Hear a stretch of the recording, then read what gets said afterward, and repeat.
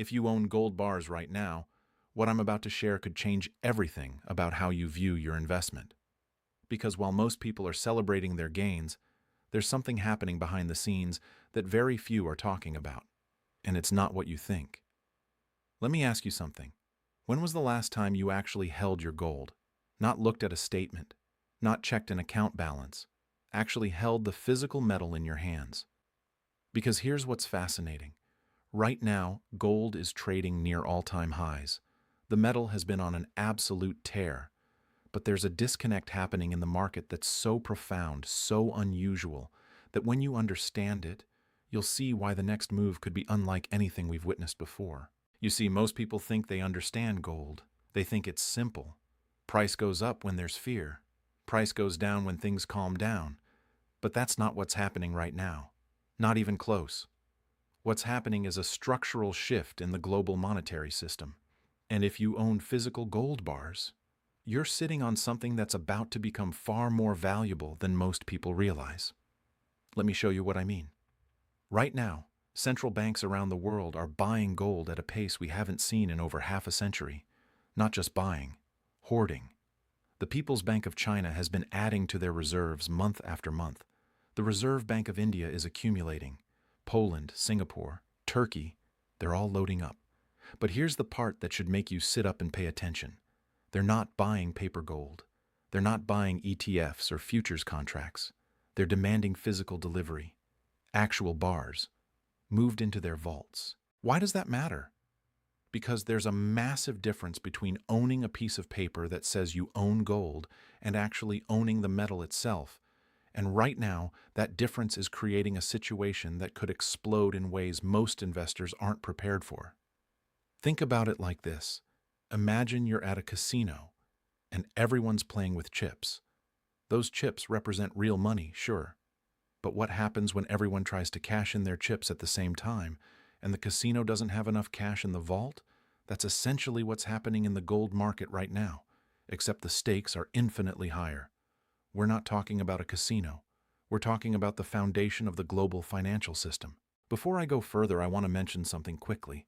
If you're watching this and you have retirement savings, I've put together a free guide that shows the wealth protection strategies thousands of American retirees are using right now. It's in the description below. No cost, just information that could be crucial for what's coming. All right, back to what's happening with gold. Here's where this gets really interesting. The COMEX, which is the major exchange where gold futures are traded in the United States, has a problem. For every ounce of physical gold in their vaults, there are multiple claims on that same ounce. It's called the leverage ratio. And right now, that ratio is stretched to levels that would make your head spin. We're talking about situations where there might be 50 or even 100 paper claims for every single physical ounce available for delivery. Now, under normal circumstances, this isn't a problem, because most people who trade gold futures never actually want the physical metal. They're just speculating on price movements. They close out their positions before delivery. It's like musical chairs where nobody actually expects the music to stop. But what happens when the music does stop? What happens when people start demanding physical delivery? That's exactly what's beginning to happen. And it's not just central banks. Wealthy individuals, family offices, sovereign wealth funds, they're all starting to ask the same question. Where's my gold? Not a certificate. Not a digital entry in a ledger. The actual metal. Let me tell you a story that illustrates this perfectly. Back when the London Bullion Market Association, the LBMA, was operating at full capacity, they had a system that worked beautifully. Banks would trade gold back and forth, paper changed hands, everyone was happy. But then something changed. Major players started asking for physical delivery, and suddenly the system that had worked for decades started showing cracks. There was a moment, not too long ago, when the spread between gold prices in London and gold prices in New York blew out to unprecedented levels. We're talking about differences that should never exist in a properly functioning market. Why? Because there wasn't enough physical gold in the right place at the right time. The paper market was saying one thing. The physical market was screaming something completely different. And here's what most people don't understand. When you own physical gold bars, you're not just owning a commodity. You're owning something that cannot be created out of thin air. Unlike currency, which central banks can print endlessly. Unlike bonds, which governments can issue whenever they need to raise money. Unlike stocks, which companies can dilute by issuing more shares. Gold is finite. There's only so much of it, and once it's in your possession, it's yours. No counterparty risk. No one can click a button and make it disappear.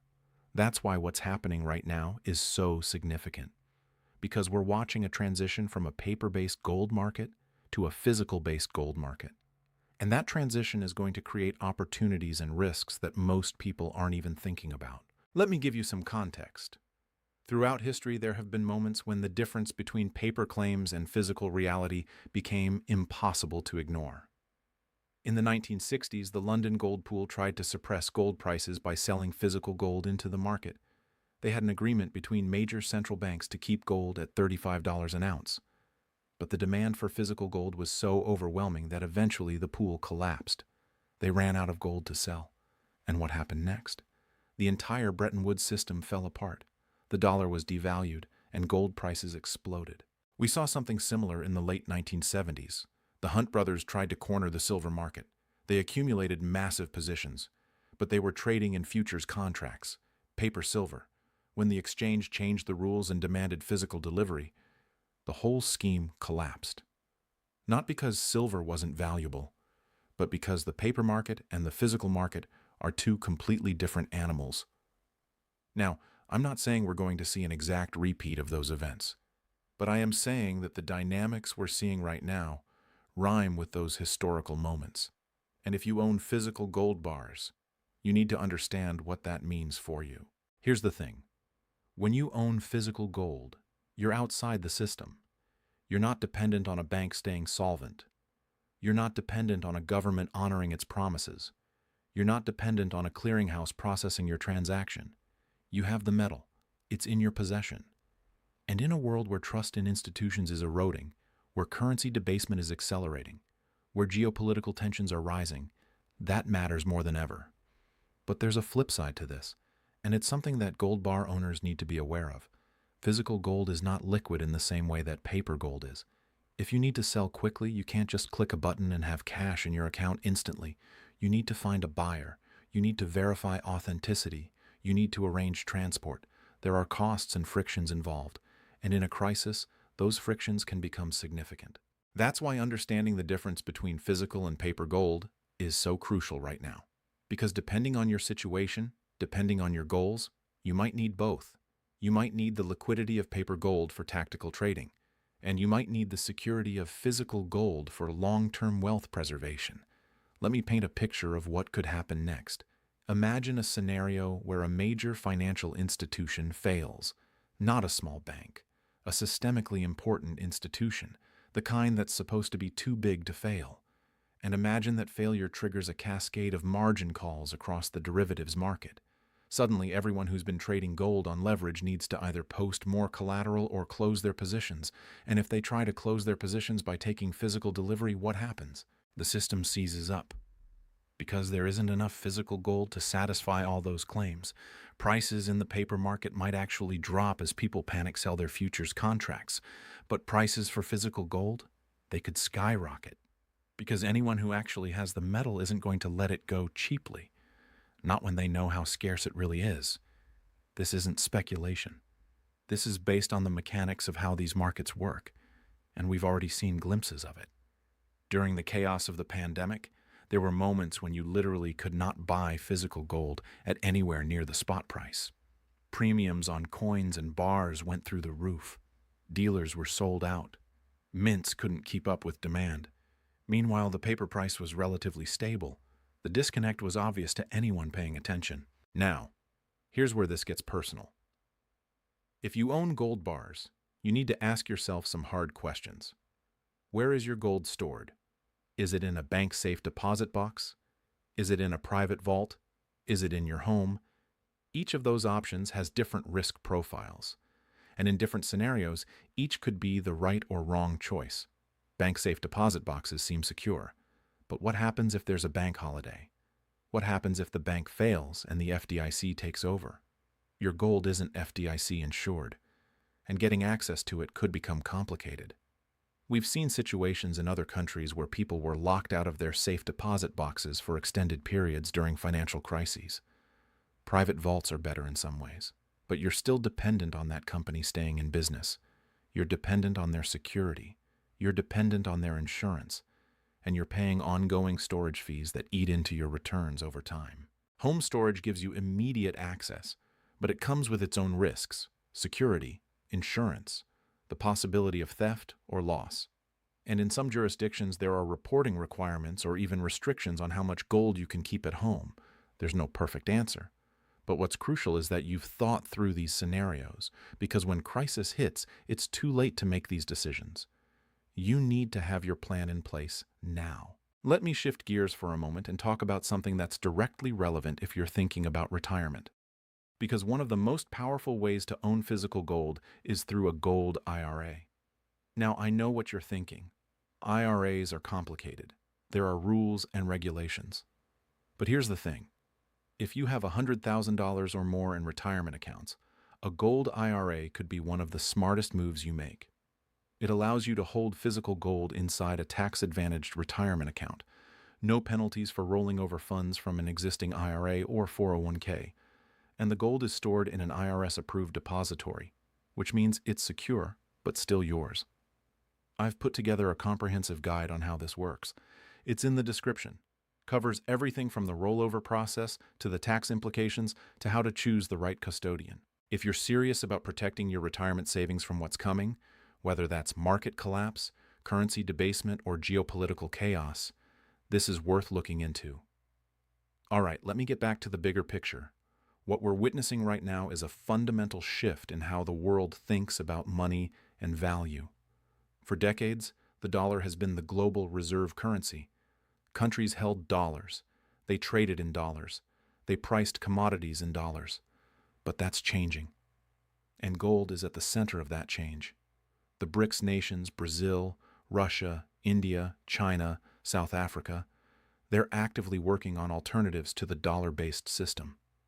They're settling trade in their own currencies. They're building payment systems that bypass SWIFT. And they're accumulating gold as a neutral reserve asset that no single country controls. This isn't a conspiracy theory. This is official policy. You can read their statements. You can see their actions. Russia, after being hit with sanctions, dramatically increased their gold reserves. They've been mining gold domestically and buying it on the international market. China has been doing the same, though they're far less transparent about their actual holdings. Many analysts believe China's official gold reserves are significantly understated, that they've been accumulating through back channels and state-owned enterprises in ways that don't show up in the official numbers. Why does this matter for you as a gold bar owner? Because it means the demand for physical gold is structural, not cyclical. This isn't about fear trading or safe haven flows that will reverse when things calm down. This is about a multi-decade shift in the global monetary architecture. And physical gold is going to be a cornerstone of that new architecture.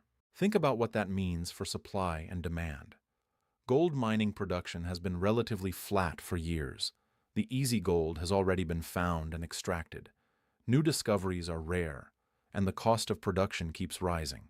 Meanwhile, demand is increasing from multiple sources simultaneously. Central banks, wealthy individuals, institutional investors, industrial users in technology and manufacturing. The math is simple. When demand exceeds supply, prices rise. But here's the nuance. The price you see quoted on financial news, that's the paper gold price. That's the price of futures contracts and ETFs. The price of physical gold, especially in size, can be very different. And as this transition accelerates, that spread is going to widen. If you own physical bars, you're on the right side of that spread. Let me give you another historical parallel. In the 1930s, during the Great Depression, the U.S. government made it illegal for citizens to own gold. They forced everyone to turn in their gold at a fixed price. Then, after they'd collected all that gold, they revalued it higher, essentially confiscating wealth from the population. Now, I'm not saying that's going to happen again. The circumstances are different. But it illustrates an important point. Governments have a long history of changing the rules when it comes to gold, and physical possession matters. In India, there have been multiple attempts to restrict gold ownership or impose heavy taxes on gold transactions. Why? Because gold represents wealth that's outside the government's control. It can't be inflated away. It can't be seized electronically.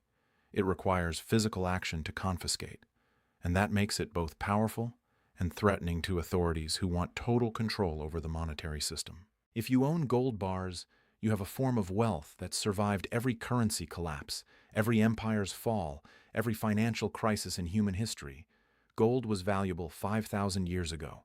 It's valuable today, and it will be valuable 5,000 years from now. That's not true of any paper currency. It's not true of any government bond. It's not even true of most companies or real estate in specific locations. But with that power comes responsibility. You need to think about succession planning. What happens to your gold if something happens to you? Does your family know where it is? Do they know how to access it? Do they understand its value? I've heard stories of people who accumulated significant gold holdings over their lifetime, and when they passed away, their heirs had no idea. The gold sat forgotten in a safe deposit box or buried in a backyard. That wealth was lost, not because the gold lost value, but because the knowledge of its existence was lost. You also need to think about verification. How do you know your gold bars are authentic? Have you had them assayed? Do you have certificates of authenticity?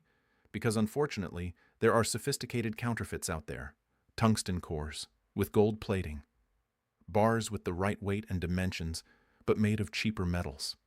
If you're buying gold bars, you need to buy from reputable dealers. You need to verify what you're getting. And you need to store that documentation securely. Here's something else that's not talked about enough: the tax implications of owning physical gold. In many jurisdictions, gold is treated as a collectible for tax purposes. That means when you sell, you could be facing higher capital gains rates than you would on stocks or bonds. You need to understand the rules in your specific location. You need to keep records of your purchase prices. And you need to plan for the tax hit when you eventually liquidate. But despite all these complexities, despite all the challenges, owning physical gold bars remains one of the most powerful forms of wealth preservation available. Because at the end of the day, it's real, it's tangible, it's yours. And in a world of increasing uncertainty, that matters more than ever. Let me bring this back to what's happening right now in the markets. Gold has been in a sustained uptrend, but the rally has been unusual. It hasn't been driven by the typical factors. Inflation has been moderating in many countries. Interest rates have been relatively stable. Stock markets have been strong. Under normal circumstances, gold should have been under pressure. But it's not. It's been resilient. And in many cases, it's been making new highs. Why? Because the smart money understands what's coming. They understand that the debt levels in developed economies are unsustainable. They understand that central banks are trapped. If they raise rates too much, they crash the economy and trigger a debt crisis. If they keep rates too low, they fuel inflation and destroy the currency. There's no good option. And in that environment, gold becomes the ultimate hedge. The commercial banks, the ones who typically short gold as part of their hedging operations, they've been reducing their short positions. That's significant, because these are the most sophisticated players in the market. They have access to information and analysis that retail investors can only dream of, and they're positioning for higher gold prices, not through leverage, not through derivatives, through physical accumulation. Meanwhile, the gold ETFs have seen outflows in some periods. Retail investors, the ones who own paper gold, have been selling. They look at their statements, see that gold has had a good run, and they take profits.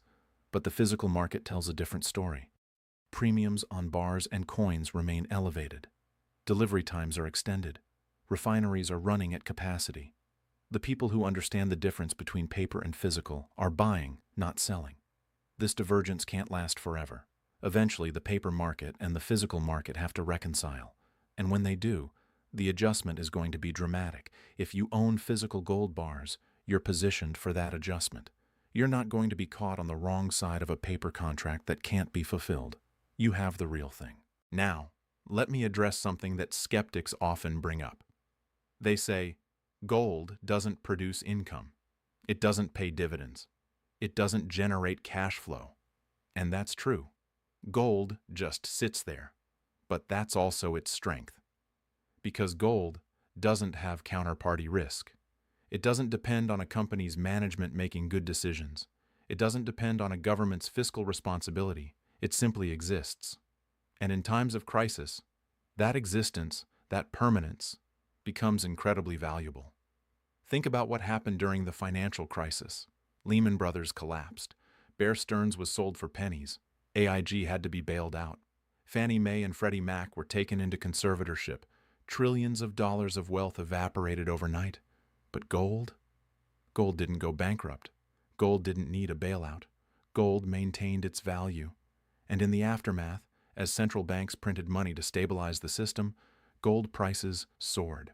We're setting up for a similar dynamic now. The debt levels are higher, the derivatives exposure is greater, the interconnections in the financial system are more complex, and the tools that central banks have to respond are more limited. They've already used up most of their ammunition. Interest rates are still relatively low by historical standards. Balance sheets are already bloated. What happens when the next crisis hits? They'll print more money. They'll buy more assets. They'll do whatever it takes to keep the system from collapsing. And in that environment, hard assets like gold become the only real store of value. Everything else is just claims on a system that's increasingly fragile. If you own gold bars, you've already made the decision to step outside that system. You've already recognized that the emperor has no clothes, that the promises being made by governments and central banks are promises that can't be kept. And you've taken action to protect yourself. But here's the final piece of the puzzle. It's not enough to just own gold. You need to own the right amount. Too little, and you're not really protected. Too much, and you're sacrificing liquidity and opportunity. The right allocation depends on your individual circumstances, your age, your income, your other assets, your risk tolerance, your goals. As a general rule, many financial advisors suggest that precious metals should make up somewhere between 5 and 20% of a diversified portfolio. But in the current environment, with the risks we're facing, some experts are suggesting higher allocations, especially for people who are in or near retirement, people who can't afford to see their life savings evaporated by inflation or a market crash. The key is to think of gold not as an investment, but as insurance. You don't buy insurance hoping to use it. You buy insurance hoping you never need it. But you're glad it's there if disaster strikes. Gold is the same. You're not buying it to get rich. You're buying it to stay rich, to preserve what you've already built, to protect your family's financial security. And right now, with everything that's happening in the world, with the monetary experiments that are being conducted, with the geopolitical tensions that are escalating, with the debt bombs that are ticking, having that insurance has never been more important. So if you own gold bars, congratulations. You've made a smart decision. But don't get complacent. Make sure your storage is secure. Make sure your documentation is in order. Make sure your family knows what you have and why you have it. And most importantly, make sure you understand the difference between the paper gold market and the physical gold market, because that difference is going to determine who wins and who loses in the years ahead. For those of you who've watched this far, I want to offer you something special. That free guide I mentioned earlier, the one in the description, if you're an American retiree with at least $100,000 in any retirement account, and you request that guide, you'll also get access to an exclusive one-on-one educational web conference. No obligation, no sales pitch, just a detailed walkthrough of how to protect your retirement savings using strategies that thousands of retirees are already implementing. This is only available to people who watch until the end and specifically mention they saw this offer. So if that's you, check the description and take advantage of it. The bottom line is this: we're living through a historic transition in the global financial system. The old order is breaking down. A new order is being built. And gold, physical gold, is going to play a central role in that new order. If you own gold bars, you're ahead of the curve. You've recognized what's happening before most people, and you've taken action to protect yourself. Now it's about making sure you're positioned correctly for what comes next. Because what comes next is going to be unlike anything we've seen in our lifetimes. And the decisions you make now, the actions you take today, are going to determine your financial security for decades to come.